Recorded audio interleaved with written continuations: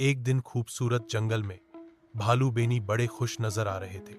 आज उनकी सालगिरह थी। वह सुबह सवेरे उठा, दांत साफ किए, अपना पसंदीदा नीला कोट पहना और आईने में मुस्कुराकर कहा, आज मेरी सालगिरह है। बेनी ने सोचा कि वह अपने सभी दोस्तों को आमंत्रित करेगा। खरगोश राबी, लोमड़ी लूना, हाथी रूमी और तोता मीको। वह एक खूबसूरत निमंत्रण तैयार करके सबको दे आया। सब दोस्त बहुत परजोश थे।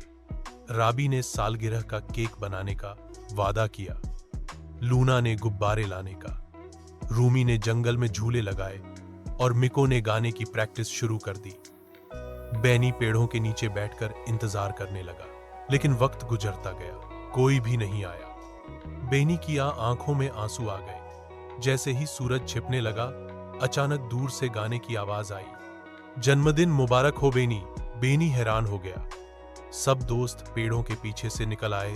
रंगीन टोपियां, केक, तोहफे और खुशी की आवाजें के साथ लूना ने कहा, हमने छिपकर सरप्राइज पार्टी की प्लानिंग की थी।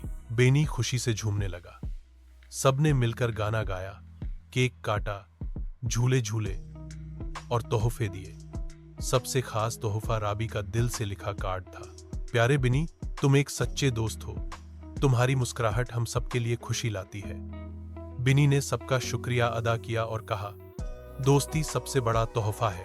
तारा सबक, सच्चे दोस्त हमेशा हमारे चेहरे पर मुस्कुराहट लाते हैं, खास दिनों पर भी और आम दिनों पर भी।